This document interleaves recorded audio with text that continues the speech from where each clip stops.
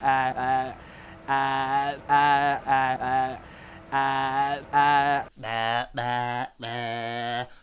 Jones. He's a columnist for The Guardian. And he made a video response to a comment that I left on one of his previous videos. And it's not a very good response. It doesn't make the case at all to support his disagreement with me.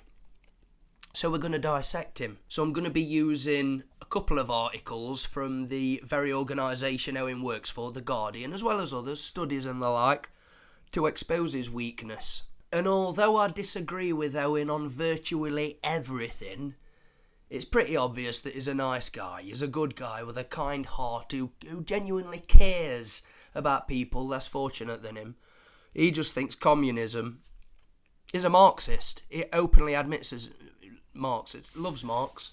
He thinks that communism is like a good system for solving social problems, unfortunately. He is a homosexual, and that is very relevant to this video. At the end, we will read some comments out that people left on Owen's video regarding his response to me. And I've got a sore throat, inflamed sinuses, cold sore. So I might have to edit out some of the hacking and coughing because I've been hacking and coughing. Let's get started. Comments at a time when political debate and discussion across the Western world is so reasonable and level-headed and calm. Yo, Stan Need. And basically indicating... Are you going to have an LGBT voice talking about it? Interesting. Sorry? Nothing, carry on, go on. Owen, seriously. I've had enough of this. I'm going home. Sorry. Owen, No genuinely. way. We're trying to have a civilised conversation. I know you're upset. You're upset, I am. and you're I'm very upset. I'm Very quite upset. right. Everyone's upset and angry about this, but storming off a TV set. Oh, ain't he delicate? Homosexuals usually are. Daniel Bostock. Daniel says it's Islam. That's the problem. Islam is extreme, full stop. Daniel, not going to agree with you there. Yeah, I know. And you know what? What? Just a bit frustrated with you. Not in not in an angry way. I'm not bitter. You look bitter. You look triggered. But, you should have listened to the interview with Theo Padnos because... Oh, I did listen to Theo, and we'll listen to him again in a minute. And what a guy. What a guy. Pick up your chest. But he didn't make the case that Islam, as a religion and political ideology, isn't extreme in comparison to Western modern values. He's a guy who's been kidnapped by an extremist Islamist fundamentalist group, and he's not going, all Muslims are the problem. Neither am I, youth. Neither am I. I didn't say that, did I? But that's a common tactic people use in a desperate attempt to support a crumbling argument. And later you'll claim that I'm scapegoating when it was you who implied that my statement included all Muslims. I didn't say all Muslims, but the ideas and values that most Muslims have and bring with them from the places they migrate from. See, I've lived next door to Muslims for 17 years. They're fantastic people. We've shared cars. I've borrowed money off them. I've had my dinner around there. I've sat and had pizza with them, watching football with them. I've drove one of them to airport umpteen times. He still keeps coming fucking back. So don't... As he pointed out... 1 billion and some Muslims are living beautiful, happy lives and deriving spiritual comfort and happiness from their religion. We have a tiny, tiny minority that is causing chaos. And they're not all the sorts of people who kidnap people like Theo Padnos and subject them to horrible torture. Yeah, 1 billion and some living beautiful, happy lives, deriving spiritual comfort and happiness from their religion, doesn't mean they don't have crazy ideas and backwards ideas and medieval practices like hanging gays. Owen Jones claims to be for LGBTQ, VWXYZ rights. Well, let me give you some stats, Owen. 76% of British people think homosexuality is acceptable, while places like Palestine, Pakistan, Egypt, Tunisia and many, many more only have 2 to 4% who think it's acceptable. And only 27% of members from the Church of England oppose gay marriage. And I bet it's even less than that who accept homosexuality as a lifestyle choice. While, according to The Guardian, that Owen works for, more than half of British Muslims think homosexuality should be illegal. And, you know, that's a very conservative number. Many polls show that it's much higher than that. Look at all these countries that support Sharia law.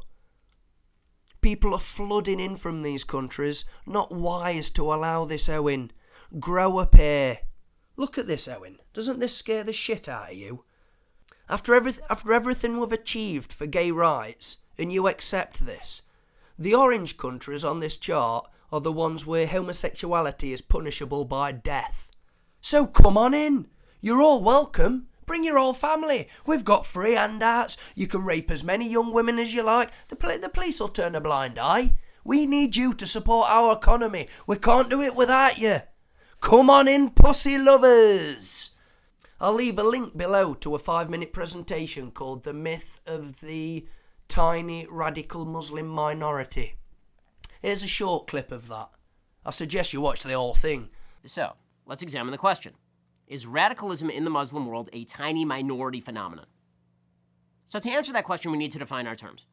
We're really not talking about people who are active terrorists. Radical beliefs are a lot broader than terrorists, and anybody who argues otherwise is being naive or foolish or disingenuous. All the population stats, by the way, are from Pew Research as of 2011. Pakistan has almost 179 million Muslims. 76%, just over 3/4, want strict Sharia law in all Islamic countries. That is another 135.4 million radicals. I'm very proud to be someone in London, even though that means selling out my northern roots, which I am very proud of, incidentally. But because London's mayor is Sadiq Khan, the first Muslim mayor of any major Western city, he's someone who fought for LGBT rights. He voted for equal marriage. So you can find a handful of British Muslims who support and appreciate modern British values. I mean, that could very easily be a political stunt by Sadiq Khan, who speaks at events that segregate women. I mean, where's his principles there? Sadiq also warned that criticism of Muslims, ignorance of Muslims, can cause them to be violent. Now, there are some progressive Muslims out there calling for reformation, like Majid Nawaz, and Muslims for Progressive Values, who are doing some great work, should be commended. But I can find communists who don't want to shoot me for not paying taxes. It doesn't mean communism is a moral system based on voluntary interaction and a respect for property rights. You can polish your halo all day, Owen. It doesn't make unchecked immigration from Islamic countries a wise thing, especially if you're a homosexual.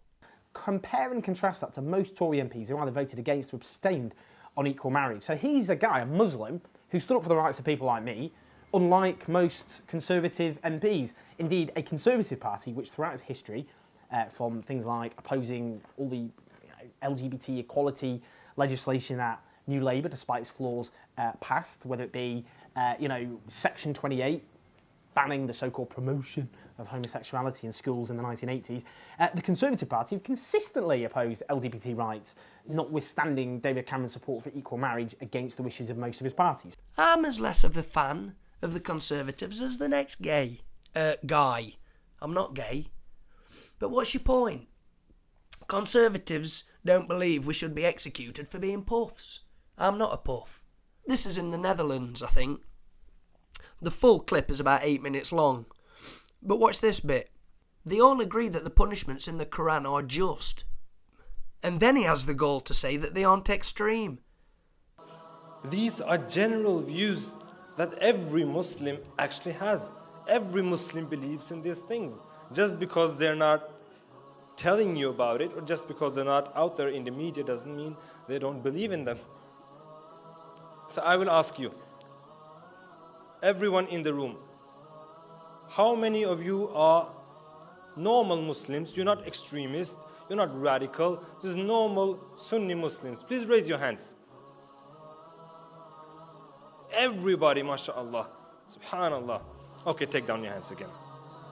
How many of you agree that the punishments described in the Quran and the Sunnah, whether it is death, whether it is stoning for adultery, whatever it is, if it is from Allah and His Messenger, that is the best punishment ever possible for humankind. And that is what we should apply in the world. Who agrees with that?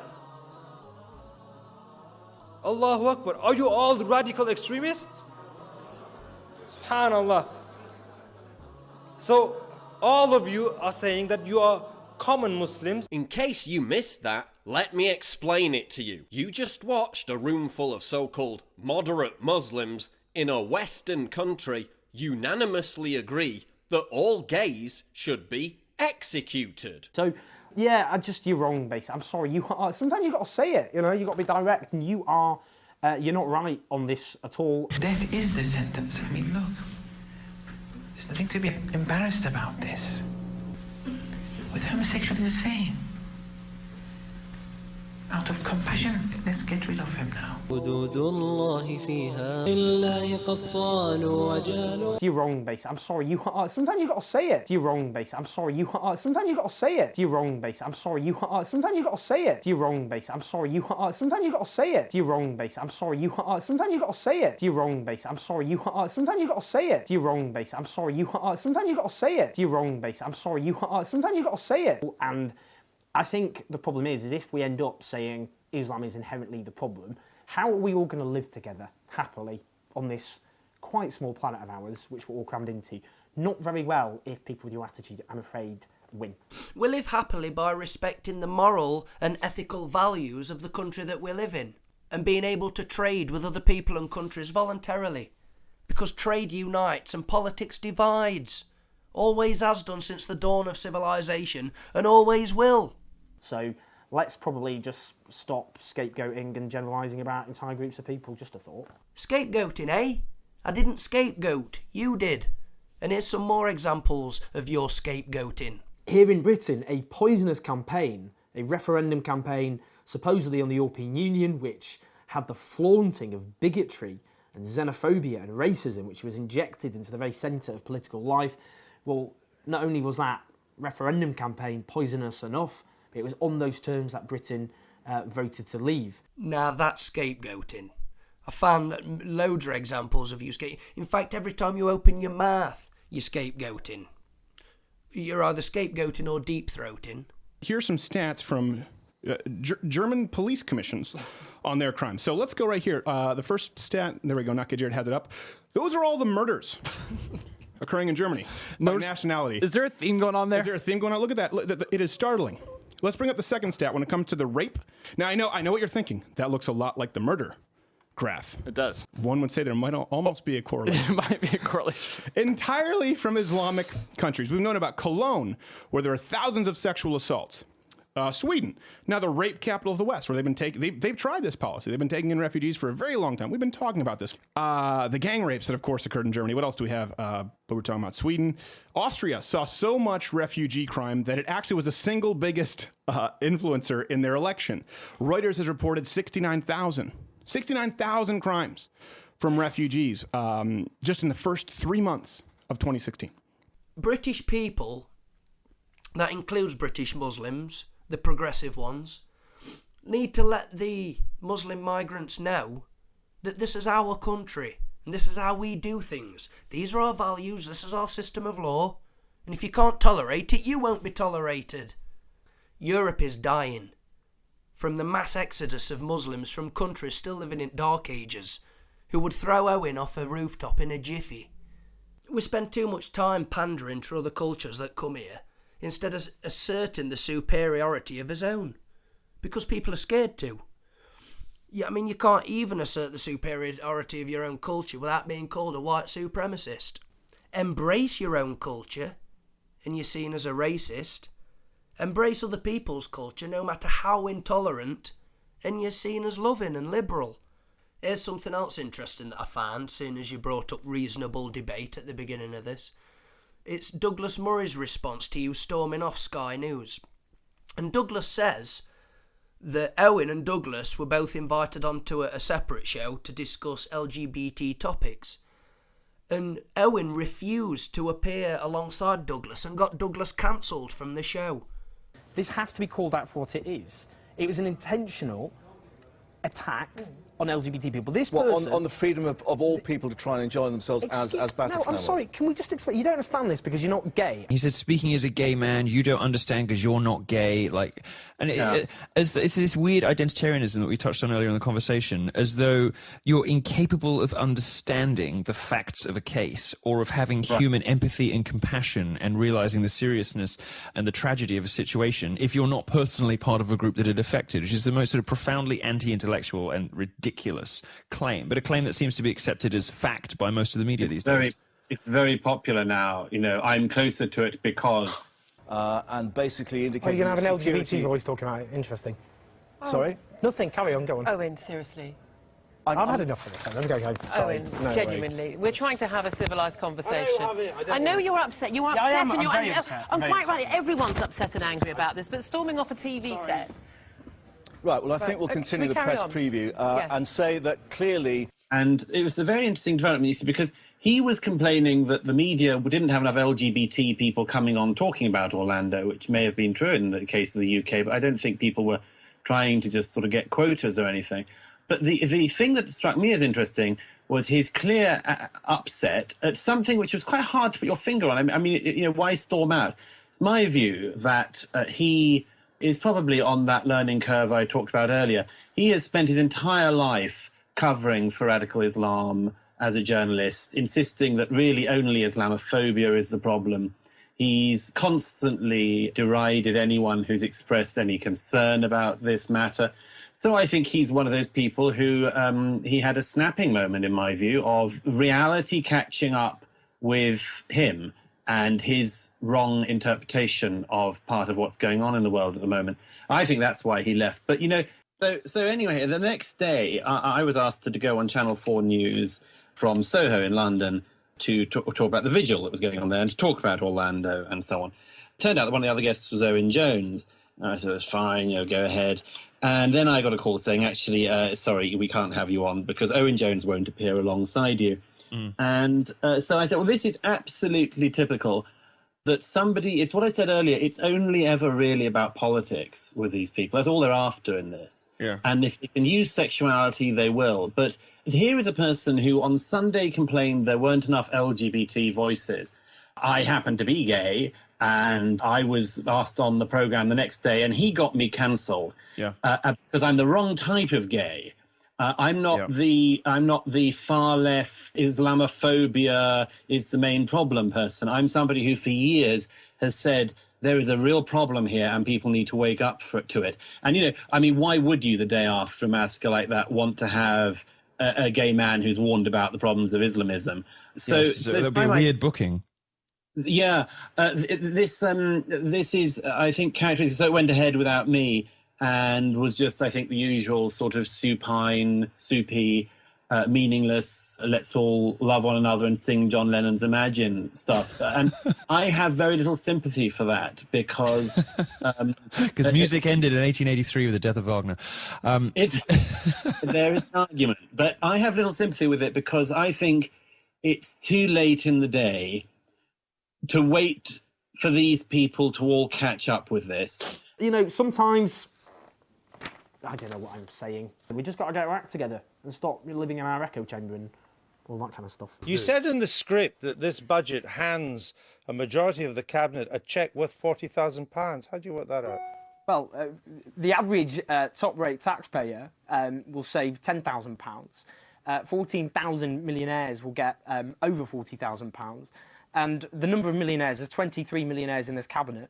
Out of 29 ministers, and the majority of those will get up to £40,000. But they don't earn £1 million a year. Well, it depends on who you're talking about. There's no one in the cabinet earning £1 million a year. Well, so how? Well, George Osborne himself. Where would the 40,000? You're assuming that because you're worth £1 million, that you get £1 million a year. This is a tax on income. No one in the cabinet's making £1 million a year. They may be worth $1 million and more, but they're not earning $1 million. These are people. Correct.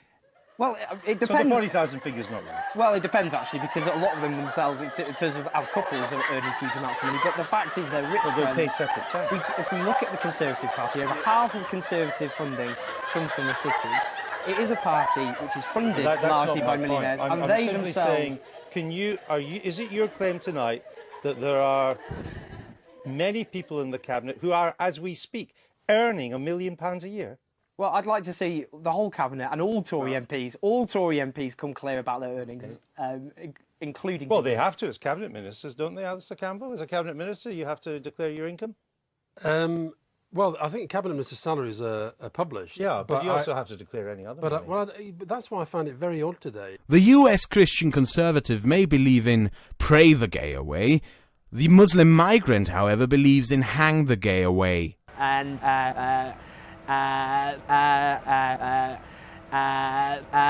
here's some comments left on Owen's video. It was hard to find somebody who actually agrees with Owen. This is my comment that I left. The top comment, as it happens.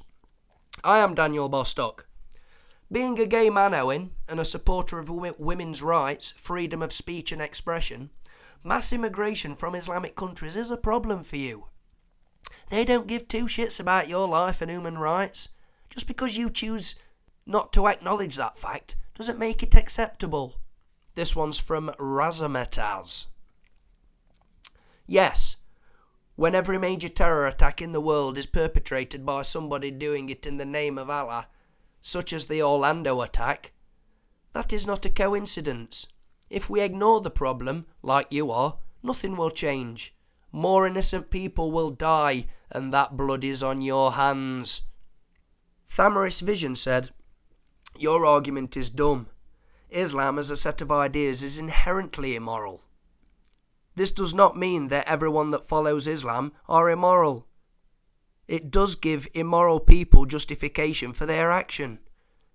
Haven't watched the video yet, but I expect Owen Jones is going to conflate Islam and Muslims. Let's see.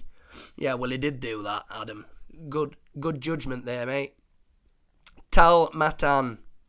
So you are against Israel, the only place in the Middle East that gay people can live safely.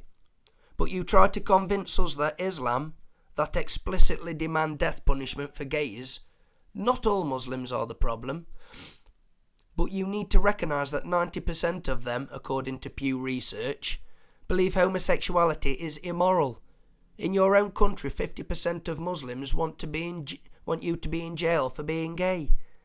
There are major problems with the Islamic doctrine itself, which you refuse to address. You think ignoring and denying the root problems in Islam will make them go away, but they just keep getting worse, and people who pay the price are the gay people that are not as privileged as you and live in the Middle East. Those are the people you completely abandoned. Wolves FC.